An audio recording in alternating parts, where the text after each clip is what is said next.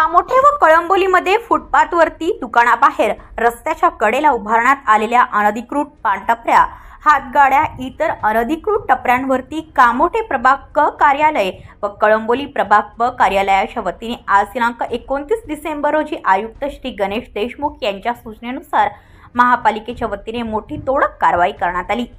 या कारवाई दरम्यान कामोठेमध्ये सेक्टर 8, सेक्टर 6A लोकनेते रामशेठ ठाकूर शाळेजवळ, सेक्टर 14 मधील सुषमा पाटील विद्यालयाजवळ, खांदेश्वर स्टेशन परिसर, सायन पनवेल हायवे अशा विविध ठिकाणी असलेल्या 12 अनधिकृत पानटपऱ्या, इतर अनधिकृत टपऱ्या तसेच कळंबोली शहरातील सुधागड कॉलेज सेक्टर 5, साईबाबा मंदिराजवळ, सेक्टर 20 म्हसोबा तलावजवळील परिसरातील एकूण 5 अनधिकृत पानटपऱ्या जेसीबीच्या साहाय्याने तोडण्यात आल्या।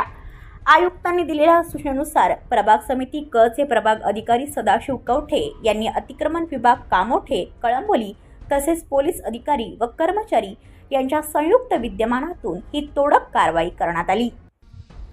ब्युरो रिपोर्ट पनवेल वार्ता न्यूज।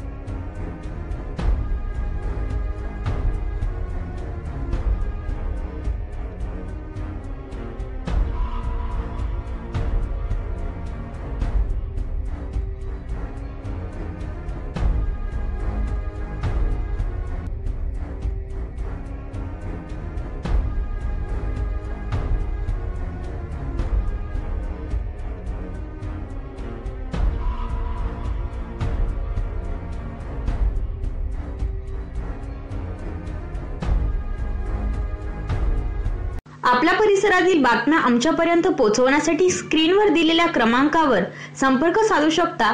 दूरध्वनी क्रमांक 8652414343।